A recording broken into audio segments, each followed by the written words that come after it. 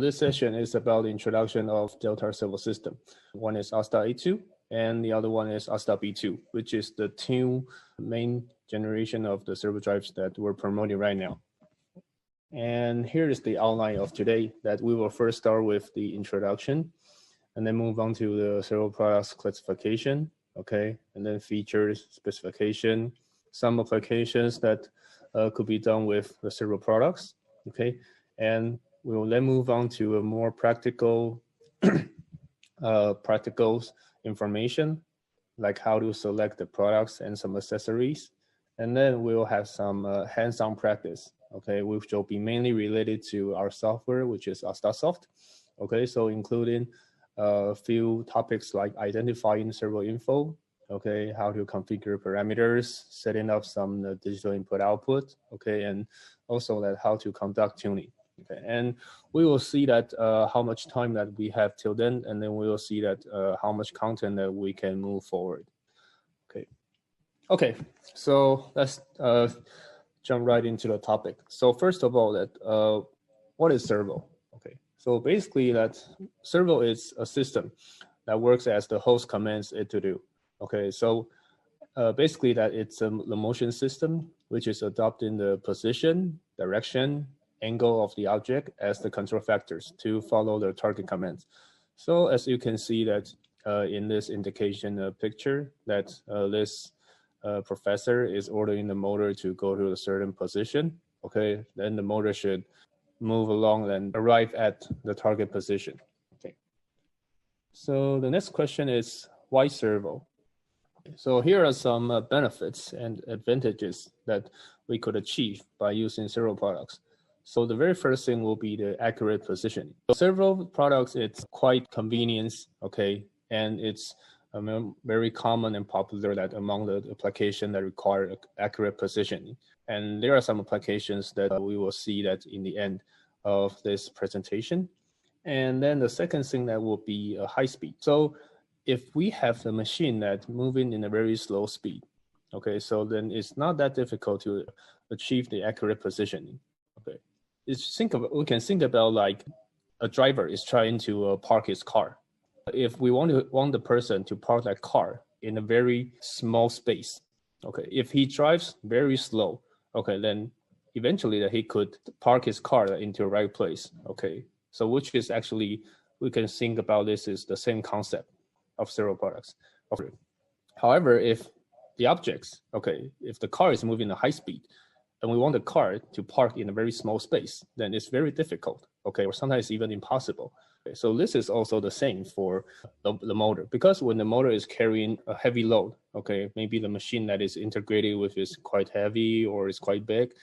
So then when it comes to accurate positioning, it may be hard, okay, to achieve it in high speed. Okay, however, servo motor has the capabilities to achieve it. So these are two biggest advantages that we're looking for to achieve with servo products. So one is accurate positioning, and the other one will be high speed. Okay. And then the next one will be real-time control. So as we can see that on above, that servo is a system that works as the host commands it to do. Okay, so what is very important is that when the host sends a command to the slave, okay, here we can think of a servo drive as a slave device. Okay, when it receives a command from the host, that it should respond immediately. Okay, so we can make sure that there's less delay as much as possible. Okay, otherwise that if there's always like a 1 second or even more delay that every time when the servo drive is reacting to the command, then eventually that there will be a deviation, okay, or a delay between the command and the feedback. Okay, so then eventually that we will not be able to reach what we would like to pursue, which is the accurate positioning. Okay, so this is why that this real-time control is important. Okay, and because that servo has the ability to react to command, okay, like immediately. Okay, so this is what we're also looking for. And then the next one will be the high overload capability. Okay, so when we're selecting the servo products for application, what is very important is that we need to know that for the motor, that how much power ratings that we need, okay, in order to drive the machine. We need to make sure that the motor is powerful enough. Otherwise, it might happen is that the motor cannot run the machine, and then eventually then maybe there's some alarm, okay, or even damage the products. So it means that we need to make sure that the torque generated from the motor is enough, okay. However, with higher torque, which means higher power ratings, it means that not only the dimension, but also the cost, okay, of the motor and the servo drives will increase. But sometimes that in the application, it's not necessary to have that much torque at all time. Probably that we just need more torque during the acceleration or deceleration. Okay, so maybe in a whole cycle movement, maybe this part only occupied for maybe, let's say, 20%. Okay, so if we need to have a bigger motor, a higher power rating motor, just for that 20% in the whole movement, okay. So maybe if we're talking about that cost and performance ratio is not that worth it. Okay, so in this case, then actually we may select a motor with the lower power ratings. However, with this high overload capability, that the motor can generate more torque, let's say maybe 200% or 300% in the rated torque in a very short amount of time, then it will still be enough to handle the whole system. So in that case, we don't have to size up the motor, but we can still manage the whole system properly. Okay. Okay, next one. So let's talk about the system structure inside the servo system. Okay, so first of all, okay, for sure that we need to have a servo drive, and then we need to have a servo motor with encoder. Okay, so what encoder works and that what is for that I will explain later. But basically that encoder is a device that it can use, okay, to transmit the position feedback to the servo drive, so that the servo drive can identify that which position the motor is right now, and see that if there's too much deviation that needs to be compensated, or it's actually following the command quite well and just keep on going. Okay, then the next thing is that maybe we have something like a gearbox. Okay, so gearbox that it can help to generate more torque. Okay, so if we don't want to size up the motor, so this could also be an option. And then what we will also need is some accessories. Okay, so we'll need cables. So like you can see here, we have the encoder cable, okay, which is connected to the encoder, and the power cable, which is connected to the main output, okay, from the servo drive to the motor. And also that we'll have connectors, okay, for different terminals, that's for different purposes. And then this is a very basic servo structure, servo system. And if we want to integrate it with more devices, then we can have something like I/O module. Okay, so we can use it to wire digital or analog input output. Okay, and also we can have some regenerative resistors. Okay, so that when the motor is breaking, okay, or if there's some unexpected high input power, that it can be dissipated through this resistor.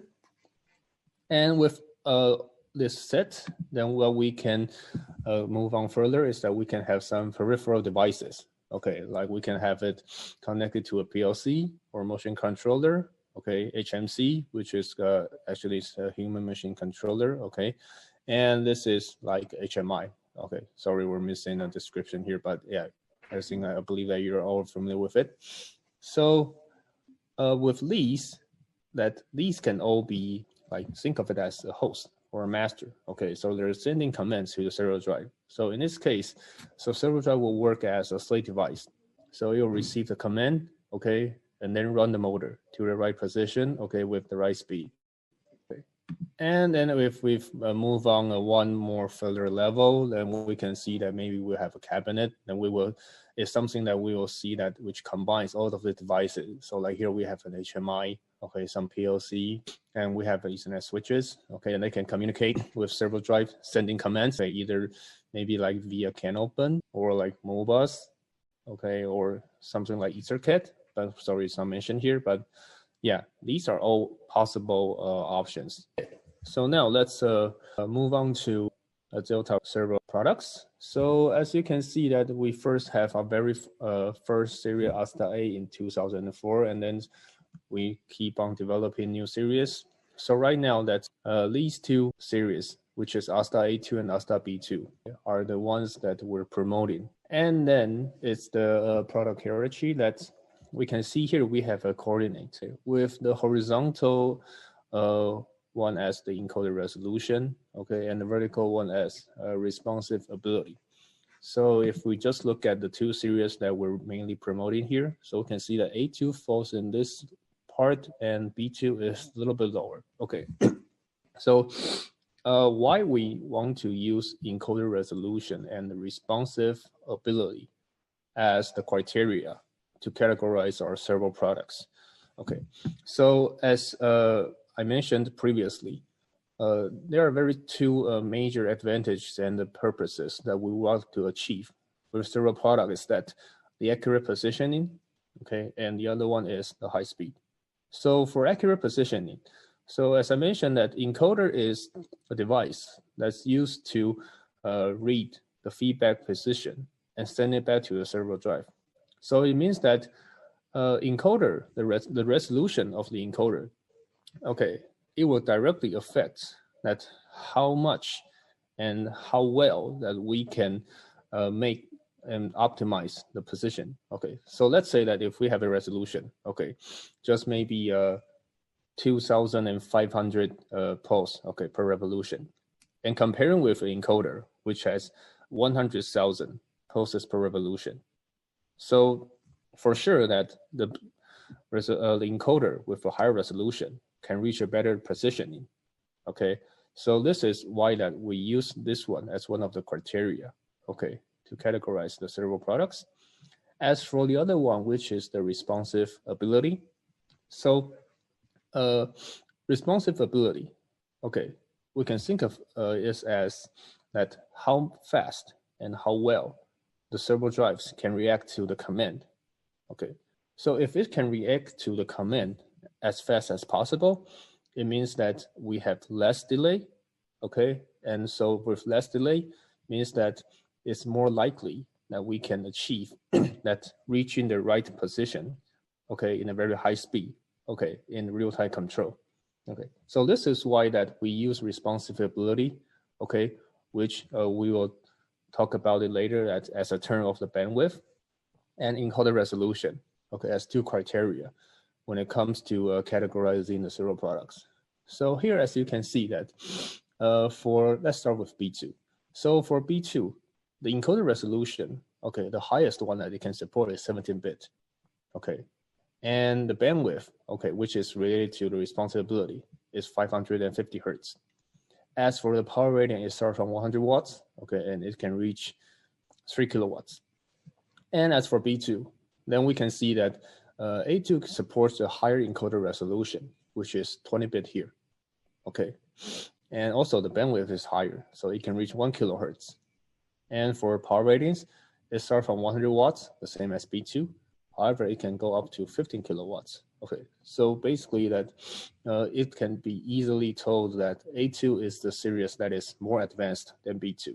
So let's take a look at this table. So this is how we classified our products. So right now, that since that we're mainly promoting A2 and B2, well, the rest of it, we're either not promoting them or either they're already phased out. Okay, so we can just focus on these two series. So first of all will be the input power. Okay, so for input power that we have two series. One is 220 volts, okay, AC, and or 380. But it's also common that you will hear people saying that, oh, okay, so we have a 200 volt series or 400 volt series. Okay, but basically that it's the same. For A2, that it supports both these input power. And if it's lower, okay, than 1.5 kilowatts, and it's single phase and three phases, either one is possible. But however, if it's a power ratings that is equal to or higher than 2 kilowatts, okay, and keep going up, then it's had to be three phases. So this is for 220. But if it's for 380, then it's mandatory to have three phases here. And then for encoder resolution, as you know already, that is 20-bit for A2. And for the bandwidth, that it can go up to 1 kilohertz. And then you can see the digital input output and analog input output set here. And then for the post command frequency that the servo drive can identify. So for open collector, so this is the maximum that it can support.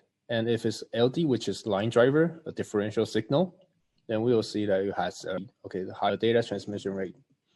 And as for the communication interface, that's for A2, that we support Modbus, which is RS-23245. We can use a USB port, to communicate with the PC, to use the software to configure some parameters. And also we have CANopen and EtherCAT, if the applications require some field bus communication. And then the below the last three parts, which you can see here, is the PR mode, full closed loop, integrated ECAM. These are the built-in motion function of the Delta servo drives. So for A2, these three, they are all equipped. And then if we move on to B2, so for B2, it only comes in 220 volts AC series. There's no 400 volt AC B2, and there will not be any in the future. So basically that for the input power is the same as A2. And then for resolution, bandwidth is lower than A2. For digital input output and analog input output, you can see the number here. And then for the rest, you can have a look. And then we can see that for B2, it doesn't come with these three built-in functions. So it doesn't have PR mode, there's no full closed loop, and also there's no integrated ECAM in B2. So overall, we can see that, as I mentioned previously, that A2 is a model which is more advanced, having more function than B2. The next one, we can say that the major difference, between A2 and B2. Basically, that we can say that the difference is that one is with the built-in function, built-in motion, while the other one doesn't. So first of all, this one is B2. For B2, we will need a higher level of the host controller, because not only that the host controller needs to give it the sequence, needs to tell the servo drive that when you should execute which command. Also, it needs the host controller to create and program the command. So then the servo drive can identify which profile that it should be carrying out. So as you can see here, that all the motion and sequential commands, they need to come from the host controller.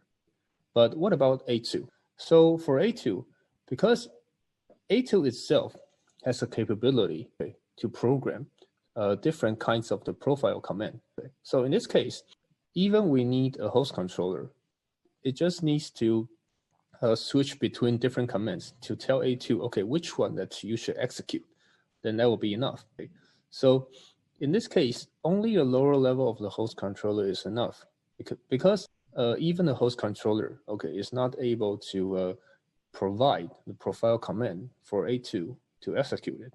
A2 is still able to program by itself. So basically that you can see that the critical commands that generate in servo drive that can be handled by itself, that this will improve the performance for the whole system. So in this case, then we will see that the host controller selection will be different.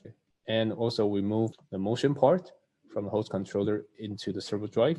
So this could be could provide more options for users when selecting which products and which model that they need. So now let's talk about the main features of A2. The encoder resolution, it can reach 20 bits. It supports the communication protocol like CANopen, DMCnet, and EtherCAT. So CANopen and EtherCAT, I believe that everyone is very familiar with it. It's a very common and popular field bus protocol. Well, what is DMCnet? Well, DMCnet is a protocol that is developed by Delta itself. It's called a Delta Motion Control Network. So basically this is somewhere that the transmission rate falls into the middle. But here that we're mainly promoting is the CANopen and EtherCAT type, which I will also mention later. And then for A2, for some specific models, like you can see here, like A2U and A2E, we have extension digital inputs. So in total that we can have 40 inputs. So A2 comes with a built-in motion function, also ECAM, and it can provide the gantry control. And the bandwidth, it can go up to 1 kilohertz. And we have some filters. and also that can help with the resonance suppression, okay, using some notch filters. Okay, we also have some additional function, what we call friction compensation and bumping protection, okay, to optimize the system behavior. And also we have different operating modes. We can briefly categorize into position, speed, and torque. And full closed loop control, okay, is another built-in function for A2.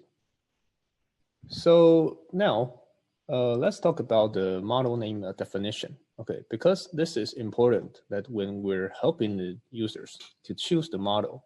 Okay, so first of all that is something fixed, which is ASD. Okay, AC servo drive, and then A2 the series, and then the 2 digits. Okay, these 2 numbers. These are the rated output power. So you can see the code here. As you can see here in this example, this is 04. It means that this is a 400 watts servo drive.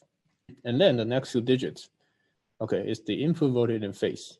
2 here stands for 220 volts, and 1 stands for the input could be either single phase or 3 phases. However, if it's 3, it means that it's mandatory to have the 3 phases input. So while 2 stands for 220 volts, 4 stands for 400. So here we have 0421. Okay, it means we have a 400 watts, which the input power should be 220 volts and either single phase or 3 phases. If what we have is a 0443, it means we have a 400 watts, but 43, it means that what we have is a 400 volts and the 3 phases input servo drive.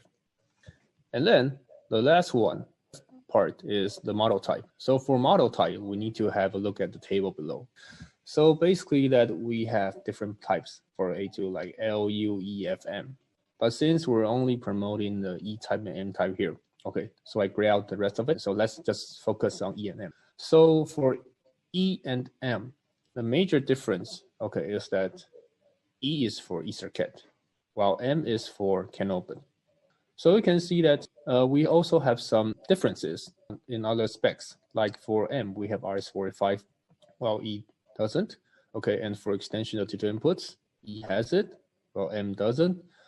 And also that you can see that there are also some differences when it comes to analog inputs, okay, or post-train or internal motion functions. However, the major difference, okay, the biggest difference when it comes to selecting which model that the user should use for the application should always be the command source.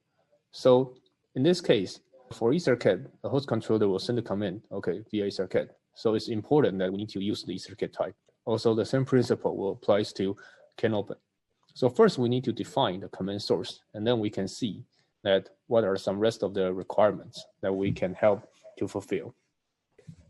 And the next one is the availabilities that you may find that in our stock, okay, or what you can. So here, different model names are listed, and also the input power and the power rates are listed.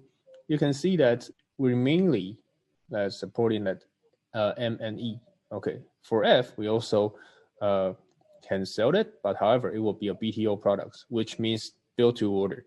So if it's a build to order, it means that we may not have stock regularly.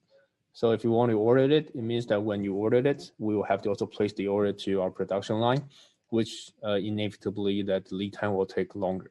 So basically that we suggest to choose the one that is mostly available. And then these are the information that to explain that what are some differences that between different models, which you can also find the information in the user manual, and I will show you later. And here, just one remark to let everyone know that is that, as I mentioned, that we have higher power ratings, up to 15 kilowatts for A2. However, what we have is the ASD-A2R, 11 or 15 kilowatts, not ASD-A2. Okay, so as you can see here, available model for 400 volts, A2R 11 and 15 kilowatts is A2R-F and A2R-M. So next page. It's about how we identify the serial number of the servo drive. Okay. We start with the model name here. So here we can see that this is a A2M servo drive, which is a 400 watts and 220 volts input. And then it's the power rating. And then it also indicates the applicable power range. And then it's the rated output. And then it's a very important info, which is the firmware version. Because for a different model, like A2M, A2E, we have a different firmware for it. And for different firmware, it means that probably that there are some different parameter configuration or some different settings. Sometimes that when we encounter one problem in certain model, it doesn't necessarily mean that it will also happen in other model.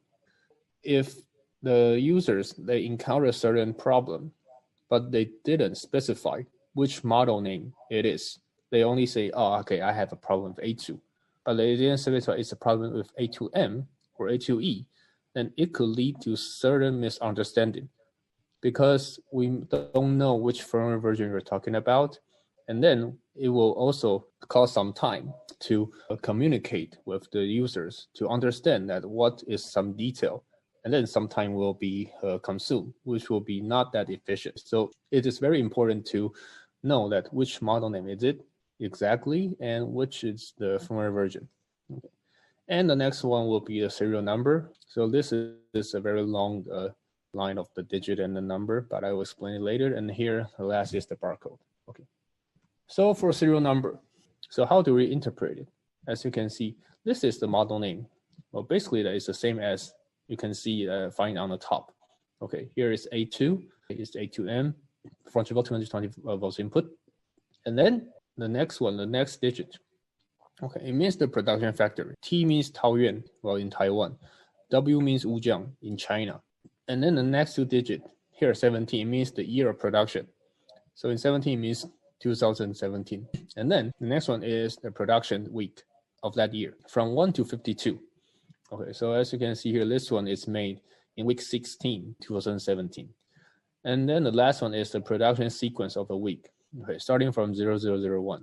The next one goes through to the view of the servo drive. So you may have the servo drive here, you can have a look. So starting from the top is the display. We have the keypad and the LED display. And then CN1 is mainly for connecting to PLC, okay, and some I/O module terminal board. CN2 is the connection terminal for the main encoder, and CN3 is for Modbus. And then for the last CN4 is a USB to connect it to the PC, okay, to use software to configure it. And then for CN5 is another connector for the encoder. But why we need two encoders? This is for the full closed loop, and I'll explain later. And then for CN6, okay, this is communication port. So it could be either CAN open, okay, or DMZ net. And the last one is the extension digital inputs. But as I mentioned, it's only limited to certain models. And then we move on to the front view of A2E. You can see that basically that it's more or less the same, but the difference is that we move the EtherCAT port, the communication port, to the right-hand side. And in EtherCAT, there's an additional function, what we call the safe torque off, which is STO. This is the safe function, okay, that is very common, widely required here in the EMEA market. If the users, they want to have a servo drive, which is with safety function, then for now, their only option will be A2E. It's not possible to use A2M or other models to achieve that. Only A2E is possible, okay, to have the STO function. Okay. And then the bird and the ground view. Okay, so from the top, we have the connection to the regenerator resistor, power input, and also motor power. And then for the bottom view, that this is the connection to control the servo motor, and also to the grounding. And the last one is the battery for absolute encoder, which we will go through that later. So encoder, as mentioned before, so it's an electrical mechanical device, okay, that can convert linear or rotary displacement into digital or pulse signals. Can be recorded, okay, and it can be read to understand that, okay, which location, position it is. Okay, and it's widely used in many kinds of the applications. So for the encoder specification, so we have two different types. One is incremental, which has a resolution of 20-bit and 70-bit, okay, and we have the other one as the absolute with less resolution. Okay. So for incremental, A2 and B2, they both support it, either 20-bit or 70-bit. However, for absolute, okay, only A2 support it. So what is an absolute encoder? Absolute encoder, basically that is a kind of the encoder that use batteries to keep the feedback position from losing due to the power loss. As mentioned before, encoder is a device that helps to let the servo drive understand that which position it is. It can establish a coordinate, okay, and it can keep the record of the position. However, this is only valid when the servo drive is in the power on status. Okay, when the power is off and it's on again, basically that's the coordinates is lost and needs to be established again. There are tons of the application that is not really acceptable for this kind of a situation, that every time when the power is on, they need to reestablish the coordinate again. So in this case, what the users can consider is using an absolute encoder. Because we have an additional battery, even the servo drive is powered off, but the position, the coordinate, can still be recorded with this, with the help of this battery, so that we don't have to do what we call homing, okay, to establish the coordinate again every time we power on. So this could be a very convenient selection, but it only supports A2. For this one is the post train that we support for either A2 and B2, okay. But as we already have talked about it, so I will just skip this part. Okay, and then for field bus, okay, so we support can open. Okay, so just to let everyone know that for can open, we support this a very common protocol, which is we call DS301 or DS402, or you will hear people saying that maybe CIA301 and CIA402. However, for DMCnet, as mentioned, that is a protocol that's developed by the Delta ourselves. It only complies with DS301, okay, not DS402. Okay, so if today that there are certain requirements that they want this can open with DS402, okay, then we can only support, we can only provide and promote is A2M, okay, not other products. And also we support EtherCAT as mentioned, which is A2E, the EtherCAT type. Okay, so it also supports the modes of DS402, okay. And what needs to be noted is that what we support is COE, can open over EtherCAT, okay, not SOE, okay, not circles over EtherCAT, okay, it's a different stuff, okay. Okay, so then now let's have a look at the main features of B2, okay. So for B2, that the input power, okay, it's only limited to 220 VASD, okay. So phases could be single phase or three phases, okay, depending on the power ratings. And the power ratings start from 100 watts to 3 kilowatts. Okay, so here are some specifications. Actually, it's more or less that very similar to A2, just the spec is less powerful. Okay. Okay, then the next one will be the model man explanation. Basically, that's it's very similar to A2. Okay, so I will not go through it. Okay, so we can see that we have this starting from ASD, and then model name, power ratings, input voltage and phases, and then it's the model type. Okay, so you will see it. Okay, then the next one is the B2 availabilities, as you can see here. Okay, so what we have and mainly promoting is what we call the B2B. It's the very basic model. Okay, so you can see that for 220 volts, and from 100 watt to 1.5 kilowatts, okay, we will keep it available for stock. However, if it's 2 kilowatts and 3 kilowatts, in this case, since that the power input is 3 phases mandatory, okay, so we will keep it as a BTO, build to order products. Okay, so let's move on. Okay, so after we go through the servo drives, then we'll have a quick go through to a servo motor. Okay, so for servo motor, we have also different input power. Okay, it needs to go with the servo drive. Okay, so it's not possible that we're using the 380 servo drive, but we're using a 220 servo motor. Okay, likewise, that it's not possible to use a 220 servo drive with 380 servo motor. Okay, it needs to go that with the same power input. Okay, so here that you can see that some of the specs. Okay, and then here's the torque and the speed that you can also find in the user manual. And then it's the shaft type. Okay, the shaft type that we provide is always with keyway and the screw hole inside. And for other options is that all of our servo motors that we're promoting here, okay, is with oil seal. However, the users can choose whether they want to have it with or without mechanical brake. Okay. Okay, and the availabilities of the servo motor. Okay, so basically that for all the servo motor here, okay, we start with ECMA, we call ECMA. Okay, this is fixed. Okay. And the next one will be the series. Okay, so first is the rated voltage and the rated speed. Okay, if it's CEFG, it means that the power input will be 220 volts. Okay, if it's JKLM, then it's 400 volts. And then it's the rated speed. So you can see that for C that, okay, it has the highest rated speed, okay, but it will slowly decrease. Okay, it's because that these motors, okay, with different models, it could always stand for different inertia.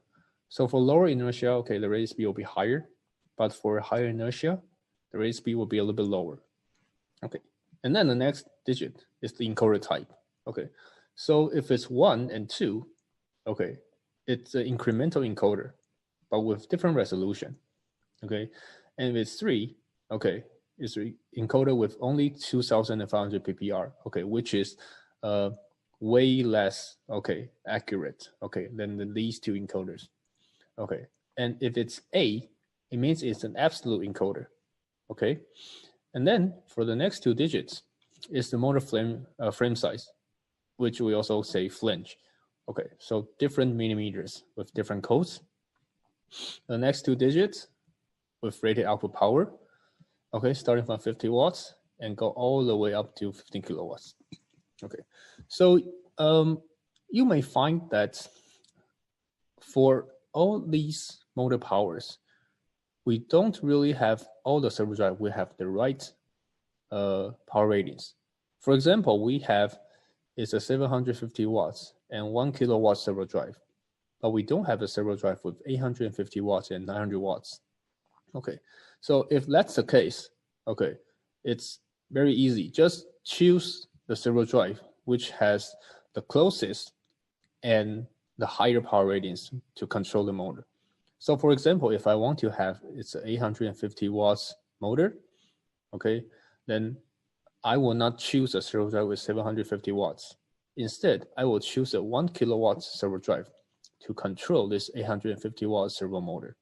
Okay, so also like the same, if we have a 1.8 kilowatt servo motor, then I will choose a 2 kilowatt servo drive to control it. Okay, and then it's the shaft tire and oil seal. So here in EMEA that we only promote the shaft with R and S. And the difference is that whether they're without mechanical brake or with mechanical brake. Then for the rest, it's the same because they both come in with oil seal and they have a keyway with screw hole. Okay, and then it's the last one. Last one is the shaft diameter. Okay, so it could be standard, specific shaft. Okay, we also have other models that if you're interested, then you may find more information, okay, in our documents. Okay, so when it comes to choosing the motor, okay, apart from the power ratings, apart from the sizing, some major limitation is the encoder type and the shaft type, okay, as below. So we need to see that based on the application, we need just incremental encoder is okay, or we need an absolute encoder. And for the shaft, okay, whether we need is the one without mechanical brake and with mechanical brake, okay.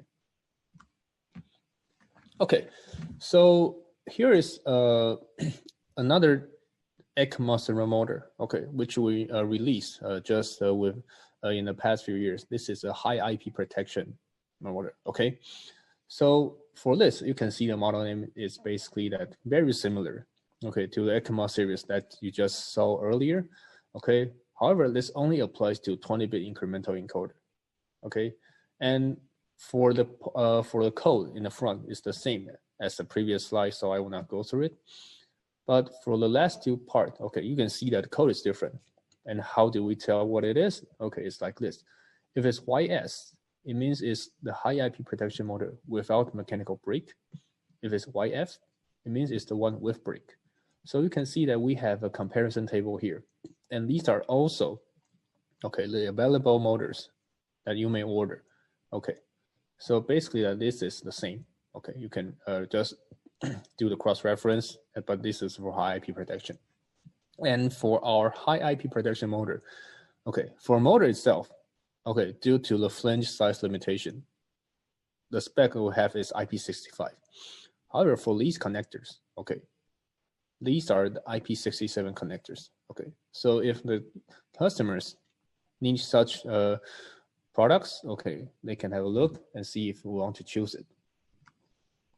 Okay, and we also have some gearboxes. Okay, and I will not go through the specs just one by one, just to let you know that we have one is the PA precision, and we also have the other one as the PS. Okay, so you can see that for the ratio. Okay, so PS and PA. Okay, so that there are some differences, and okay, you can have a look in the detail that in the catalog. Okay, if you're interested. Okay, so now here is another topic that's I think worth mentioning is that what should we do that if there's a request that from certain users that they want to fix the Delta servo product which is already phased out, or we want to replace it. Okay, so first of all, that here are some series that we already phased out. Okay, so we have is A, A+, A, B, and B. Okay, these are all series that we don't have stock and we have no replacement for it. So what can we do? Okay, we can only suggest them to change the servo set to A2 or B2. Okay, and then we also have is the phase out servo motor. Okay, so what we have now is the ECMA series, but what we don't have now is the ASMT series. Okay, so also we will suggest to use the ECMA servo motor to work as a replacement for it. Okay, and then it's the compatibilities. Okay, so it's important to know that for which servo motor can work with which servo drive. Okay, and how do we tell it? Okay, so we need to check that for encoder type, which type that do they support. Okay, so as you can see here, for these four with lighter color, okay, these are the phase out series. Okay, so you can see that for the major servo drives that we have, the servo motor, okay, for the code like 1, 2, 3, and 8, okay, for these, okay, only A+ support, okay, some of it, while the others not really supported. Okay, so in this case, it's not possible that we can use an ECMA servo motor to work with these servo drives. Okay, but if it's A2, B2, okay, or another model that we're not promoting, but it's also an existing model that which is we call the M series. Okay, okay, it's completely okay with them. Okay, to work with the motor with these encoder. Okay, so here comes another question is that, okay, now we know that A2 can support 20 bits, okay, encoder resolution, while B2 supports 17-bit encoder resolution. Okay, so what will be the final resolution if we use A2 with a 17-bit encoder motor, and instead we use B2, which is only having 17-bit encoder resolution, and have it work with the motor with 20-bit resolution encoder motor? Okay, what will happen? Okay, so the answer to this is that the final resolution will be always adjusted based on the resolution of the servo drives. Okay, so as we can see in this table, okay, so A2, although it can go up to 20-bit, it can also support 17-bit. So if today we use an encoder, which is C1, the one with 20-bit, eventually the resolution will be 20-bit. However, if we use A2 and let it to work with a 17-bit encoder, the final resolution will be 17-bit. Okay, so A2 will adjust the encoder resolution of itself to match with the actual encoder. And also, this principle applies to B2. So B2, it only has one encoder resolution to identify as 17-bit. So if it's working with the 20-bit encoder, eventually the resolution can only be 17-bit. It will not be able to go up to 20-bit. And if it's going with the same type encoder, 17-bit, then it will be also 17-bit. Okay, so what is the reason behind of it? Okay, why we always let the final resolution follow the servo drive, but not the encoder itself? Okay, the reason is that, okay, so right now, okay, just for information, that right now that Delta servo drives can only go with Delta servo motors. Okay, so far it's not possible to work with the third-party servo motor. Okay, but we're working on it. Okay, we'll have some progress, and hopefully that we can release to you soon. And the thing is that for third-party servo motor, or for any motor that we might not know, or we're not sure that the encoder resolution is, if we let the final resolution follow the servo motor, what might happen is that for the original command that we defined with the gear ratio with the host controller, it might not match the final resolution of the servo motor. So when we connect, okay, a servo motor with a different resolution, then maybe that for a machine, okay, the whole movement limitation, okay, it's maybe 10,000 pulses. Okay, so for 10,000 pulses, we can make sure that the motor will move within the range and will not damage the machine. However, if we've let the resolution follow the servo motor, and once we replace it, maybe we're still sending the same pulses, but it may exceed the limitation due to the different resolution. Then it may damage the machine. Okay, but if we always let the resolution follow the servo drive but not the motor, then we can always make sure that no matter which motor that we change, that we can make sure that the command is always within our control. Okay, so this is very important, and this is the reason that we designed it like this. Okay, so the next part will be that when there's a phased-out product, how do we replace it? Okay, so in this, let's have a look at these two flow charts. First, we have is a phased-out servo drive. Okay, so if it's phased out, we need to choose A2 and B2 to replace it. And then we need to see if the old servo motor is compatible with these two series or not. If yes, okay, then we just replace the servo drive. But if no, then unfortunately that we need to choose a servo motor to replace the old motor as well. Okay, and then the same principle applies to a phased-out servo motor. We'll choose the servo motor, ECMA servo motor, and if it's work with the original servo drive, there's no need to change it. But if not, then unfortunately we need to change it. Okay, and as highlighted here, unless there's some changes on the original mechanical system, otherwise, okay, we can always offer the products with the same power ratings. So here, as you can see, we have an AB series, which is a 400 watts, 220 volts input. And if we want to propose an A2M to replace it, then we can also propose is the one with 400 watts and 220 volts input. Okay, so yeah, okay, still has time, so let's go through this quickly. So then, now we'll move on to the section that for some specs regarding to servo drives. Okay, so this is the post train that we can acknowledge, okay, as a command. Okay, and you can see that we recognize AB phase, clockwise or counterclockwise, or post and direction. And then we also have the digital inputs, outputs with PNP and NPA supported. They come in direct contact, okay? And the user can select whether they want to use their internal 24 volts provided by servo drive, or they want to have an external 24 volts provided by their own power supply. It's also possible. And then these are the wiring diagram, okay? Then this can also be found in the user manual. Okay, the next one is that besides the physical wire digital input output, Delta Servo also provides the function that user can use a virtual digital inputs output to run some simulation. Okay, so in this case that we have different parameter sets. As you can see, we have P210, P2-10, or P2-18. Okay, so we have parameters that we can assign that for which function, what kind of the function that we want to use it as a digital input or digital output. Okay, and we can also assign it as A contact, which is normally open, or as B contact, normally closed. Okay, and how do we change it? It's quite simple. So as you can see here that if we have a look at these two, okay, so you can see that the difference is at the Z bit.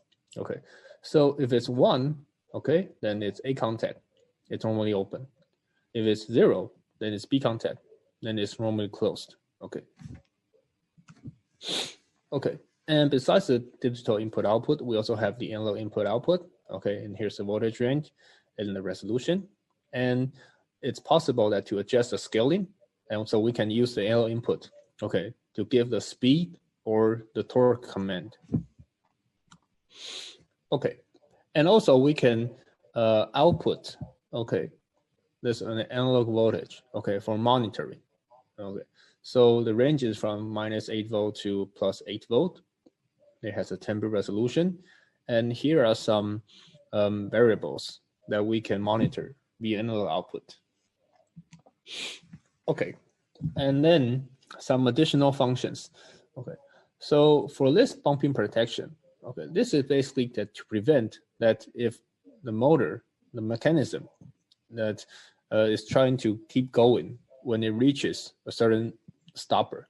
Okay, so in this case, we can set is the level of the bumping force and the threshold of the bumping time. So it means that when this ball screw, okay, it hit this stopper, okay, it keeps generating the force that is defined by P1-57 and it exceeds the time that is defined by P158, then it will generate the alarm, okay, to indicate that there's something wrong with the application. Okay, well, what we also have is friction force compensation. Okay, so that with this force added, so we can let when the object they wanted to start from the standing still to start moving, okay, the affection will be less and also it will move faster. Okay, and then for this slide, okay, this is talking about that we have the suppression capability. So for the first one, we have is the resonance suppression. Okay, so we have 3 sets of the notch filters, okay, to suppress the resonant frequency. So as you can see here, if the signal is without applying notch filter, you can see that there are quite some vibration, it's not stable.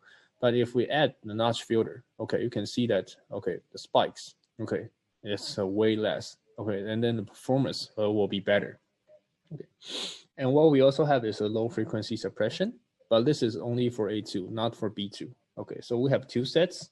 Okay, so what we have is that you can see that if we have a mechanism like this, okay, so this is going left and right in a very high speed. So because the load at the front end is heavy, so inevitably when it's moving, so this arm will start to also shake. Okay, it will start to shake that drastically. But if we apply this low frequency suppression, then we can make sure that this whole arm, including the load, is connected like really well that internally, so that when it's moving fast, that this arm will not just shake, just keep shaking, that it will actually hold still and just move as one. Okay, the next one is the full closed loop system, which is A2 only. So as I mentioned that besides the CN2 for the main encoder from the motor, we also have a terminal, which is CN5, for connecting to another encoder. So the reason is that maybe for a certain application of a mechanism, okay, the mechanism maybe like a belt, it's not that rigid, okay. So the actual position, we call like the mechanical position, might be different from the position of the motor, okay. And if the servo drive doesn't know what is the deviation, it will not be able to fix and to compensate it, okay. Then eventually that the deviation will be more and more, and eventually that there might be some alarm, okay. So the purpose is that besides the main encoder, we will also add an auxiliary encoder at the end of the mechanism, and we will wire it back to the servo drive, so that the servo drive, once we activate this full closed loop function, it will calculate the difference between the main feedback and the actual feedback, and then see that how much that it should compensate. It should go a little bit faster or it should go a little bit slower. Okay, so this is what we call full closed loop. So the purpose is to reduce the impact of the backlash and efficient rigidness of the mechanism, and we can ensure the accuracy of the positioning. Okay. And this one, that for versatile PR mode, this is for A2 only. So as mentioned that before that A2 has a built-in motion function. Okay, so with this, it means that we don't have to have a higher level host controller, or we can even just discard the host controller, but still we can able to program several different motion profile inside A2. Okay, so with this PR mode, we have, okay, PR mode, it stands for position register. Okay, so it means that without a host controller, our servo drive can still complete, okay, a complicated motion profile. So we have 64 procedures that we can be applied, okay, and we have 35 homing modes, okay. That almost all of it is complying with the homing method defined by DS402, okay. So it's easy, and also we have the different options for it. So not only that we can write it to move between point to point, position to position, we can let it run in constant speed, but also we can use this PR mode to change the parameters. Okay. And the next one is the internal electronic cam function. This is also for A2 only. So in tradition, that sometimes if we want to have a cam, then we need to build a mechanical one. Okay, then it will be that more cost, and then also that it's not that convenient if we want to change something. However, with this electronic cam, then we don't really need, okay, to build an actual mechanical one. Instead, we can just create an eCam profile, okay, which can be 720 points X maximum, okay, and then we can use it, okay, to simulate all of the movement like we can see on the left-hand side, then can easily complete it with just one servo drive and one servo motor, okay. So it's very convenient when it comes to flying shear, rotary cut, or other possible cam application. Okay. And also for A2, what we have is the position latching function. Okay, so this is capture, so that we can use a high-speed digital input to make sure that every time when this digital input is triggered, that the position can be captured. Okay, exactly. And also what we have is the position detection. Okay, and this is what we call compare. So what we can do is that first we can define a value for it and let the servo drive start to get the readings from the encoder. And once it reaches or exceeds this defined data, then it will output, okay, a signal. And then so we can use it to move on to proceed the following command. Okay, so this can be combined with the masking function, especially for the packaging application. And what we also have is the integrated gantry control. Okay, so we can use host controller to access, okay, and some wiring, then we can control this gantry, okay, easily. And also we have is a password protection.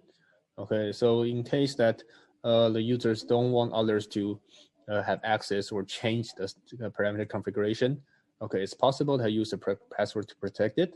But what needs to be noted is only valid for motion parameter groups. So you can see that we have the data array, okay? So this is mainly for keeping the motion profile, like the eCam profile or other profile. Okay, then the last part will be some applications that could be done, that or have already been done, that quite a lot with Delta servo systems. This that first one is the gantry control, okay? And then also it's a very typical one, like the packaging machine, okay? And also something like the flying shear, like a tube cutting, okay? So in this case that the cutter, okay, when it reaches certain part, then it start to cut, okay? Because this conveyor belt, okay, this object is keep moving by this main axis. So it's very important that while this cutter is cutting on this object, this axis needs to also keep moving in the same speed as this main axis. Otherwise, the cutter will be damaged. Okay, so in this case, it's very important to make sure like the position synchronization, okay, is very accurate. Okay, and then it's the filling machine, okay, which shares the same operating principle as the flying shear. Okay, so basically that, yeah, when the tube reaches the right spot, you need to lower it down to inject the liquid. Okay, it needs to move together with the bottle, and then you need to go up, go back, and then start the next cycle. Okay, and also we have typical one is the labeling machine. Okay, which is sharing the same concept. And then it's an application that it's very common that when the users that will apply flow closure control is something like this jet printer with long belt system. So in this case, since we're having a belt, so it's not that rigid. And because it's not that rigid, so there may be some position deviation at the end of the machine. Okay, then the actual feedback of the motor. Okay, so in this case, then if we apply an additional linear encoder or auxiliary encoder, then with this flow closure control, then we can solve the problem. Okay, that of the position is not being aligned. Okay, and also another application that can be done with eChem is winding machine. As I mentioned earlier, that right now delta servo drives can only work with delta servo motor. Okay, so it means that the users that they might have some questions that when it comes to selecting the products. Okay, so that for which motor, then we should choose which drive or sort drive, then I should choose which motor, and then what is the cable if I only want to order the connector and make the cables by myself, and what will be the model name. Okay, so in this case that if you have the user manual, okay, that you can download that in the link that sent to you earlier, then you can find that we have appendix, okay, here. So in appendix A, this is accessories that you can find that the accessories that you can order. So including like the connectors, okay, power connectors, okay, plastic type, military type, the cables, okay, the cables with the connector, okay, and also we have its encoder connectors, okay, so for plastic and military, and also have encoder cables, okay. So encoder cables, this is for absolute type and also incremental. But as I mentioned that there are a lot of things, okay, and how can you tell and how can we know that if we need the encoder connectors or power cables that with plastic or military? So in this case, then you may refer to also, it's in here. Yeah, it's also in Appendix A. And you can find the information in starting from page 761. So here what we have is the combination table of the product selection. Okay, so as you can see that we have matched the servo drive. We have is the servo drive and the motor combination. So in this case, not only we list down the model name of the servo drive and the motor for you, which you only need to choose whether you want to have which model. That maybe I want to have a can open, then here will be M. If it's EtherCAT, it will be E. And here, if I want to have a motor without mechanical brake, then I choose R. If it's with brake, then I choose S. Okay, so not only you can know that the servo drive, okay, and the motor, the model name, you can also choose, okay, if I want to have the motor power cable, okay, without brake, then this will be the model name, okay. But if I only want to have is the connector, I will build my own cable, okay, then this will be the option for you. Okay, the same for the power cable with brake, power connector with brake, or you can choose that for encoder, okay, you can have is the incremental type or the absolute type. Okay, or if you want to make your own cable, you can just order the encoder connect. So here with this X, it means the length that you can order. Okay, so 3 means 3 meters and 5 means 5 meters. Okay, so with this table, it's not necessarily means that you need to order all of it. Instead, we just provide the possibilities. Then you will be able to select then which one that you need. Okay, so we have it not only for 220 volts, okay, and you can see that we covered that almost all of the power ratings, and also that we have the combinations of the 400 volt series. So in case that there are some questions about how to select the right, not only the servo drive motors or cables accessories, okay, you may always refer to this and to get some idea. That's about it. And then what will be next will be some hands-on practice. So ASDA-Soft demonstration. Okay, so please open the ASDA-Soft. So once you open the ASDA-Soft, then you will see a window like this. Okay, so if you have already connected, okay, the Servo drive to your PC with the USB cable, okay, then just click on Start Auto Detect. Okay, and then it will show auto detection success. Okay, and then you can click on OK. For ASDA-Soft, first thing what we will do is that we need to get the parameter configuration. Okay, so first please click on this icon. Okay, here this green one. Okay, with a white P inside. This is parameter editor. Okay, so please click on it. Okay, and once you click on it, okay, then it will show okay the default okay parameter configuration. So inside the Servo drive, we have different parameter groups, okay, starting from P0 to P7. And you can find all of the definition inside the user manual. And the first thing that what we need to do is that we need to collect the parameter, the data from the Servo drive. Because actually what we have now is just a configuration, okay? So the value here, okay, might not be, okay, what is the real value inside the Servo drive? Okay, so what we need to do is that we need to get the data. So we will do is read here with this icon. Okay, we will read the parameters and then it will start downloading the parameters from the Servo. So then after that, then we will get, okay, all the info. Okay, so then we can know that some situation. So first thing is that, okay, after we get the parameter value, so what will be some steps that we need to do at the beginning? Okay, so as mentioned that we have different firmware version for the Servo drive. Okay, so the first thing is that we need to check that what firmware version it is. Okay, to understand that if this is the latest firmware or we need to maybe update it because it's not the latest. Okay, the first one that we need to check is P0-00 here. Okay, so this is the firmware version.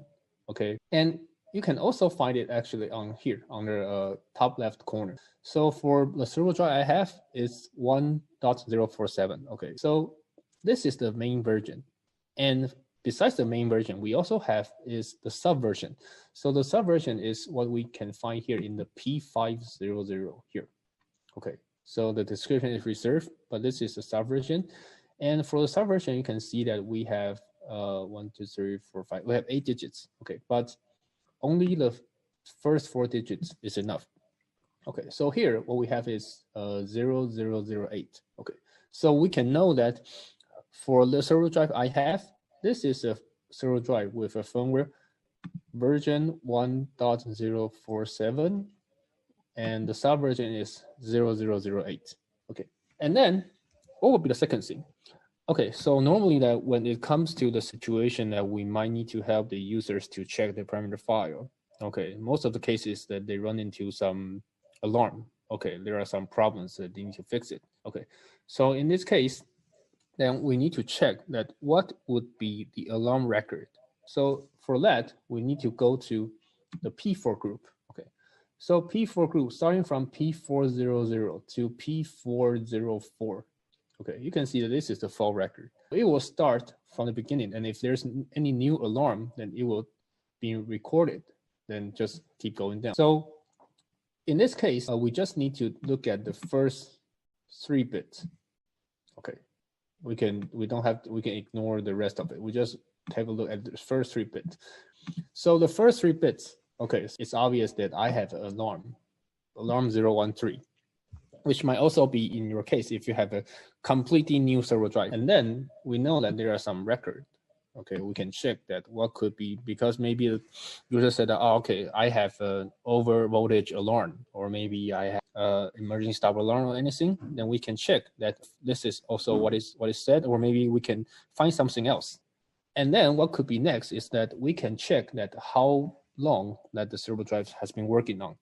Okay, because we need to know that if it's some issue that maybe just happened that as soon as it's powered on, or maybe it happened that after working for a long time. So in this case, what we can check is here, P0-08 here. This is the Servo startup time. Okay, so you can see that my servo has started up for 42 hours. Okay, but this only indicates the time that when it's servo on. Okay, so here are some basic info. Okay, and then now what we need to do, that's we need to try to run the servo drive and the motor. So I think you can see the demo kit that I have now. Okay, so as you can see now, what I have is AL013, alarm 13 now. So whenever that there's an alarm display on the servo drive, we need to disable it. Okay, so how do we know that what this alarm is about and how do we correct it? So in this case, then what we can do and what we need to do is that we need to refer to the user manual. If we have a look at the user manual, okay, then we go to chapter 10, okay, and chapter 10, here, you will see the troubleshooting part. So first thing is we need to go to alarm 13. Okay, so alarm 13, that means that here, it means that emergency stop button is pressed. So we need to disable it. But just for information that right now, there's no any physical wired digital input in my servo drive. However, there's still the alarm because that this is the default, that in the default settings of every servo drive, we make emergency stop, also reverse limit, and also one more is the positive limit, forward limit. We make them as B contact. Okay, because normally that this is how these sensors should be wired. They should be B contact, not A contact. Okay, but now we're just doing internal test. We don't need it, so we need to disable it. Okay, so how do we disable it? So right now that what we have is that we are having 3 digital inputs, okay, which are being set as emergency stop, reverse limit, and forward limit. Okay, and they're set as B contact. So that's why the servo drive thought that these are all triggered, and therefore it will not be possible to move it. So what we need to do is we need to disable it. Okay, so that we can move on to further testing. So what now is that we have some digital inputs that we need to disable it, and then the digital inputs, okay, here in the user manual, you can find that it starts from P2-10. Okay, if you have the user manual open, you can find it in page 390. As we go back to the ASDA-Soft, you can see that starting from P2-10, we have the digital inputs. Okay, digital input 1 to digital input 8. And these are the code, okay, that we can change. And as I mentioned that we can assign different function for it. And how do we know that which function it is? Then this is something that we can refer to the table inside chapter 8 here. So table 8.1, page 576. Okay, you can find the function description of digital input. Okay, so right now what we need to do is that we need to find that which digital input is being set as emergency stop button, reverse and forward limit, and we disabled it. Okay, so in this case, then those 3, okay, is here. So for emergency stop, okay, the value is 21. And then for reverse limit is 22. And then for the forward limit is 23. Okay, so it means that we need to find 3 digital inputs. Okay, and 3 of them are assigned as 21, 22, and 23, and we need to disable it. So let's have a look. So we started from P2-10, and then we go down to P2-17, and then we can see that for P2-15, P2-16, and P2-17, okay, so they are set as these 3. And as if you still remember that the Z bit, okay, is the one we can set it as A contact or B contact. So as you can see now that they are all in B contact, okay, but I want to change it to A contact. So I just change this to 1, press enter. And in the meantime, that you can also have a look on the display on your server drive, and then you might see the changes that, okay, so now if I change this to 121, and then you should be able to see that there's no more alarm showing that on your server drive. So let me also show it to you. Okay. So now that you should be able to see that there's no more alarm, okay? But if I set it back, okay, it will show the alarm again. So, okay, so for example, if I now set it as, okay, so now if I set this to B contact again, and then you'll see that there's an alarm appearing again. Okay, so if I set it back, then there's no more alarm. Okay, so basically this is also something that you can work on, okay, with the display. Okay, so after that, then there's no alarm, okay, on the servo drive. Okay, so now that's what we will do is that we will move on. Okay, so just let me change the screen with you. So right now that what we need to do is we need to know that what kind of the command the servo drive will be recognizing. If it's for can open, EtherCAT, or where you send in some analog signal, some post trend, or anything. Okay, so in that case, then what we will need to do is that we need to know that which operating mode, okay, that we should set for the servo drive. Okay, so for that, okay, you can see that if we go to chapter 6 here, we have the control mode of operation. So for control mode of operation, we can see that we have different mode, and we can categorize as position, torque, and speed. So this is the different code for it. Okay, 0, 0, 1, 0, 2. Okay, and also we have the for communication. And communication is for can open or for EtherCAT.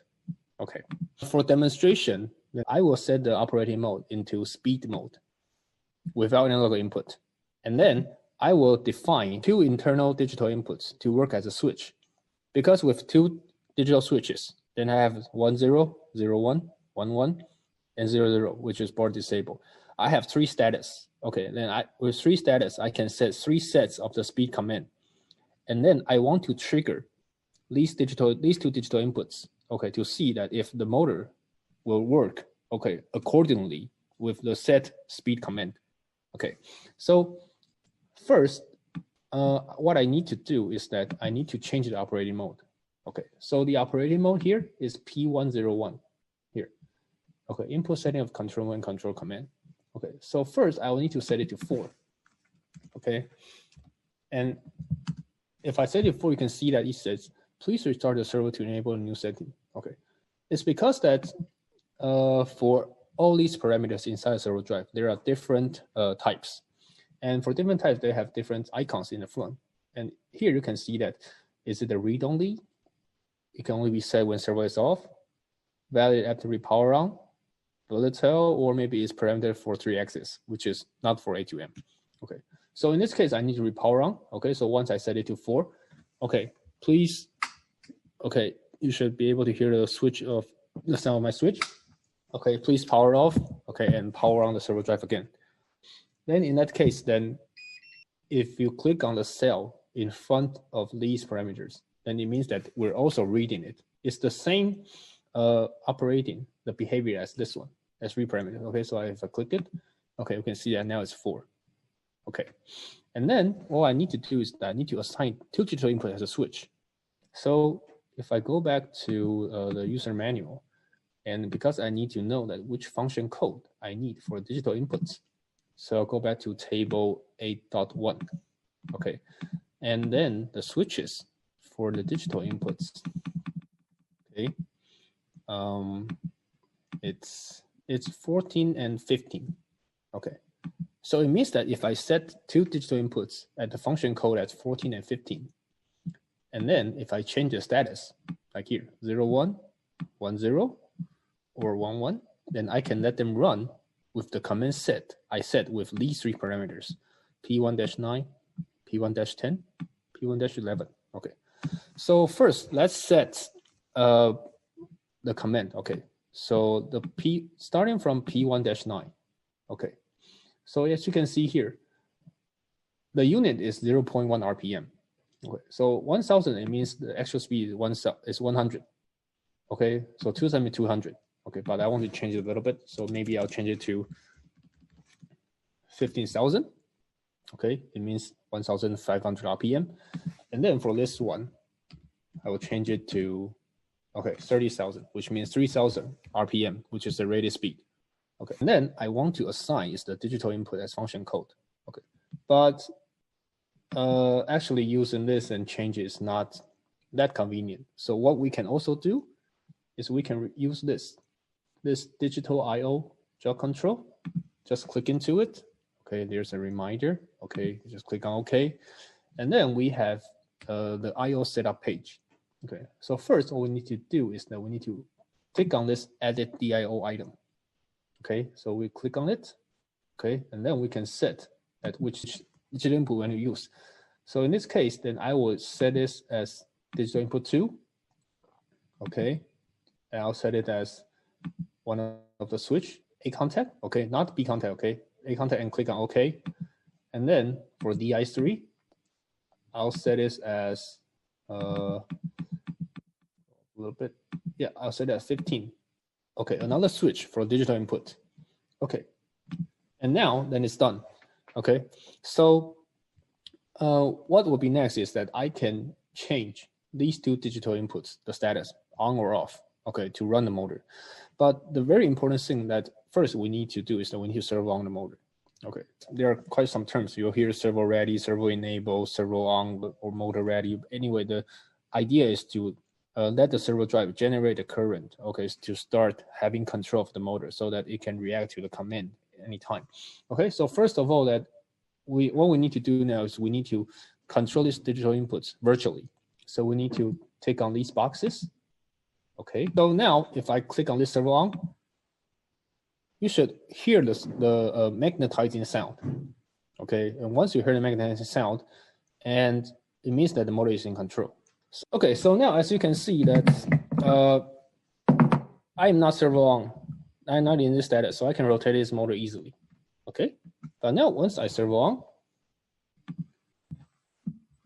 you can see that, okay, I'm not pretending. Okay, it's really that I'm not able to like rotate this motor that much. Okay, this is because that's the motor is in control.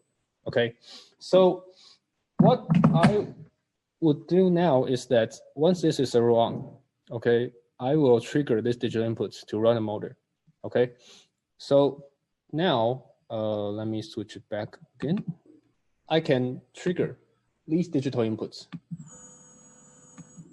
and then the motor will run different speed. Okay, I think that you should be able to hear the sound. Okay, that the motor is rotating, but you can also try it on your side. Okay, so now as you can see that the motor is rotating. Okay, so now I disable all the digital inputs, so it's off. Okay, so now enable one, then it's moving.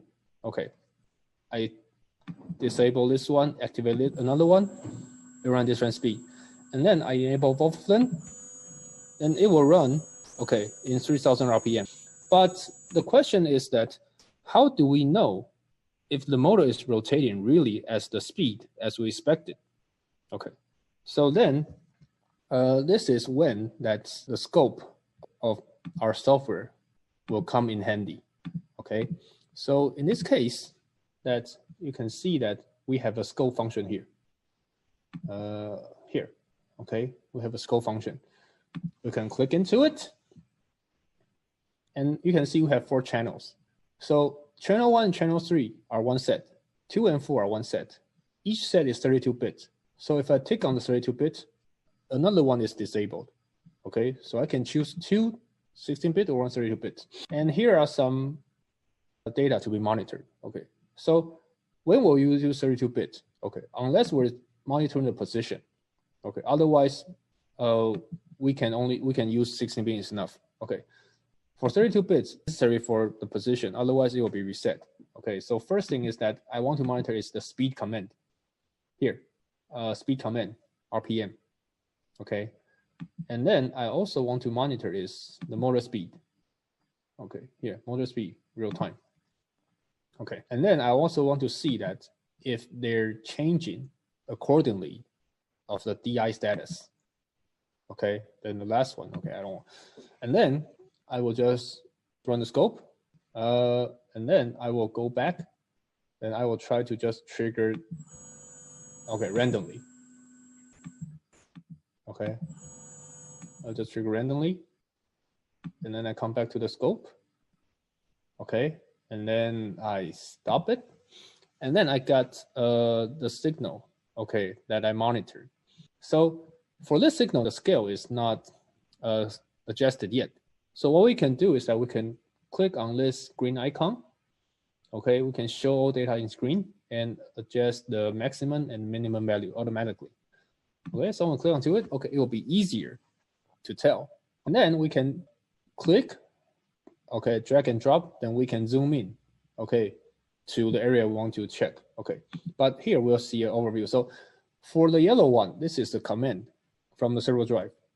And the white one is the actual command of the motor. The green one is the status. Okay, you can see that digital input 1, 2, 3, 4. Okay, so let's see here. In this section, when it's servo on, only the first digital input is on. And then you see that only digital input is on. And then you can see that the speed should be 100. And the actual speed is also around 100. And if we enable both digital inputs, and then you can see the speed, okay, will go up to 3000. Okay, and then if I disable one digital input, okay, and only leave one on, and then you can see that the speed will change to 1500. Also, the actual speed is also changing. And then if I disable all of it here, you can see that there's no more speed coming, and also the motor is stopped. Okay, and once I change it, then it will also move. Okay, so this will be some simple test. Okay, that we can use some virtual digital input to run the motor, and we can use scope then to check that if the behavior is as expected. Okay, when it comes to troubleshooting, or maybe that we want to check if the behavior is as we expected, what is very important are two things. One is the command and the feedback. And for command and feedback, we have is the position and the speed. Okay, so this is one of the data we can check for the command speed and target speed or the feedback. And also what we will also check sometimes is that we will check the command position, impulse user unit, or the feedback position. Okay, but in this case, as I mentioned, since we're monitoring the position, it's necessary to take on this 32-bit. Otherwise, that the data will be reset. So then we will not see the line just going up. Instead, we will see it going up and then down, being reset, and then up and reset. So for some basic troubleshootings, then what we can do is that we can check the command and feedback position. Okay, and also the command and the feedback speed. And then for tuning, okay, why we need to do the tuning? So tuning basically is to let the motor, let the servo drive know that how much load, what's the mechanism that it's driving. So if we don't know it, maybe the system cannot control the mechanism properly. Then maybe there will be some vibration, noise, or like other things that is bad for the performance. So what we're going to do is that we are going to do the tuning with this. Here we have this auto gain tuning. Okay, so this one with the gear icon. First we click into it. For the people who are experienced with tuning, then you can just follow what you're used to do. But I also share it that maybe some method from our side is that first you can see that we have is the inertia ratio and the bandwidth. So for inertia ratio, this will be best if we can calculate it when we're sizing. But if not, okay, we can give it an estimation. Okay, so like here I have a disk, maybe, I don't know, it's like almost no load or maybe bad connection 1 or 2. Okay, but here maybe I just assume it as 2. And for bandwidth, higher bandwidth means higher responsive. Okay, but it's not always good to set it as too high. And also, especially not to a system when we're not sure that how it can respond to the command. So first, maybe I'll set it as a lower value, let's say 40, okay? Then I'll click on compute. I'll get these PID control data parameters, and I download it into the servo drive, okay? And then I enable the gain control panel. Okay, and then first I need to servo on, okay? And then the jog speed, I'll set it at 200. Okay, please be noted that the speed cannot be lower than 200. Otherwise, it's not possible to move it. Okay, then I download it. Okay, then I use this arrow, okay, to move it to certain place. And I set it as position 1. I move it back to certain position and then set at position 2. Okay, I let the time interval be 500 milliseconds. Then I let it start to run. Okay, you can see that the inertial ratio will start to change. Once you notice that it stops changing a lot, it becomes stable, then what you can do is that we will stop. Okay, it's still changing. Okay, but I want to say sometimes, so I'll just stop. And then this is the estimation I get from the servo drive. I will set it to panel, and then you can see that it also set the bandwidth. Okay, what it thinks that is following this inertial ratio. Okay, then I compute, and then I download it again. Okay, then this is one cycle of the very basic tuning procedure. Okay, but what we can do more and what will be also better that in the actual application is that we might need to increase the speed. Okay, so we don't have to increase to like 3,000 or more. And it's not really necessary to increase to the maximum speed that will be used in the application. Okay, but it'll be better to increase a bit, because then we can try to trigger the characteristic point of the machine. Okay, so that maybe this time I'll increase it to 700. Okay, I download it. I remain in the same position, and then I start to run. Okay, and you can also try it on your side, and you can see that there might also be some changes. Okay, so just give it a while. Okay, maybe a couple of minutes or okay, and then we stop it. We set to panel, and then you can see that it's changed again. Okay, then we will compute and get back to this. Okay, so basically that we will repeat this cycle. Okay, we will repeat this cycle, and then when we reach a higher speed, but the inertial ratio is not changing that much, we can use that inertial ratio, okay, and see if we want to increase the bandwidth a bit or lower the bandwidth a bit. Okay, and then we get the value, we download into a servo. Okay, so this is a simple way for tuning. So since bandwidth is related to how well the servo motor can react, the servo drive can react to the command. So what will happen that in the actual situation, or that what we can expect? Okay, so first of all, that I think we can give it a try is that now I set the bandwidth to a higher value. That's a 100. Okay, I compute, servo on. Sorry, I download into a servo drive, servo on. And then let me show you the screen. The bandwidth I set it at 100. Okay, and you can see that I could not really move the motor. Okay, so now if I change the bandwidth to, if I servo off first, okay, now it's a roll off. And now if I change the bandwidth to 30, okay, I compute, I download into it, and then I servo on again. And you see what will happen. You can see that the servo drive is still controlling the motor, but I can move it already, okay? So this is how the bandwidth will affect the servo drive and the motor, because for higher bandwidth means that the following will be better. So even though that we're not giving any command to move the motor, but actually the servo drive is commanding the servo drive to the motor to stop at that point. So actually it's still controlling the motor. So with higher bandwidth, it means that it can also resist to the external force better. And that's why that when I try to move it, it's not possible. But if I lower the bandwidth, then it will be possible to do it.